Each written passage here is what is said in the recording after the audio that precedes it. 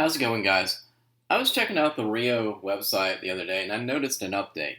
REO now says that they're planning to reveal its designs on November 2026. But I think we have a few clues going into this. REO's CEO Zach has said that they've hired a head of design, but he wouldn't reveal who it is just yet. But he basically said that if people knew who he was, that we would lose our minds. That's a pretty big statement. So whoever this person is, I'm assuming it's someone who, if you follow the automotive industry, you would immediately recognize them. And there's something else that Zach told us, and I find really interesting. He's been traveling to Italy and England working on designs. Now, obviously, that doesn't tell us much on what the truck will look like, but Italy and England aren't exactly random places when you're talking about automotive design. So I've been trying to piece together what REO has said, where they're looking for design talent, and some other vehicles that they've mentioned as inspiration. And I have a theory, and I think REO could end up looking like a mixture of three different ideas. The Toyota Hilux Champ, the old Land Rover Defender, the new Ineos Grenadier, and maybe even a little bit of 70 Series Land Cruiser thrown in there. Now, not necessarily copying any one of them, but taking more or less their overall philosophy. The Hilux Champ gives you a small, simple, modular work truck idea. The Defender gives you that boxy, old-school simplicity. And the Grenadier shows you how you can take that design and build a modern vehicle around it. And all of that seems to fit with something that REO has said, and I really think is important. 3. They're not afraid to look utilitarian. They're actually trying to embrace it. They talked about adding things like electrical connections on the outside of the truck. So if you want to add lights or accessories, instead of running wires all over the truck, the connection's already there. You can just plug it in. And that's the kind of thing that makes me think the function of this truck could be actually part of the design. So I wanted to see what all these ideas would look like if I actually put them together. And this is what I came up with. Now, before I show you this, I want to make this very clear. This is an AI generated image. I did not design this truck. This is not a leaked image, and REO did not send this to me. I absolutely am not claiming that this is what the Runabout is going to look like. I basically took everything that we just talked about, used AI to give us a visual representation of what things could look like. So, with all that all the way, here it is. And I'll be honest, when this image came back, I thought that's pretty much exactly what I had in mind. Obviously, these details could be completely wrong, but the overall shape, I think this makes a lot of sense. So let's actually go through it. Let's start from the front. I really like the idea of REO going with a very simple front end design like this. Round headlights, basic rectangular grille, a simple bumper, nothing crazy going on.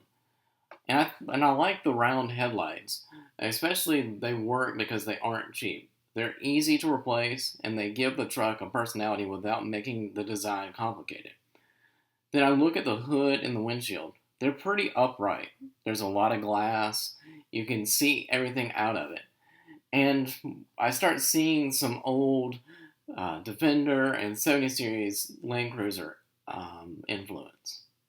Then from the side, I think that's where we start seeing the Hilux Champ idea. It's not enormous. The bed isn't 10 feet tall. The wheels aren't gigantic. It's just a normal truck. And I think that's really important. I don't want the REO to look like something like a miniature F-150. Let it be small. That's part of the appeal.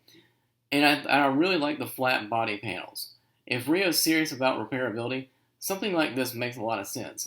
I don't need crazy stamped body lines going all over the place. Let it be simple. And you've also got the bed. This is an area where I think REO could really do some cool stuff. If you're building a truck like this, give me some mounting points. Let me install a toolbox easily. A rack, lights, tie downs, whatever I want. Same thing with all the exterior electrical points on the truck. Put one in the bed, put one towards the front, And if you want to add something on the truck, that's easy. I don't think REO necessarily needs to hide any of that. Make the mounting points part of the design. Make the plugs part of the design. And that's what I mean when I say utilitarian doesn't have to mean ugly.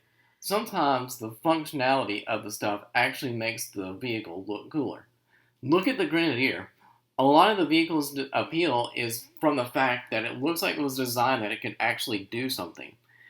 And I think the REO should really lean into that. The other thing I like about this rendering is that it doesn't look expensive. And I mean that as a compliment. It doesn't look cheap, and there's a difference.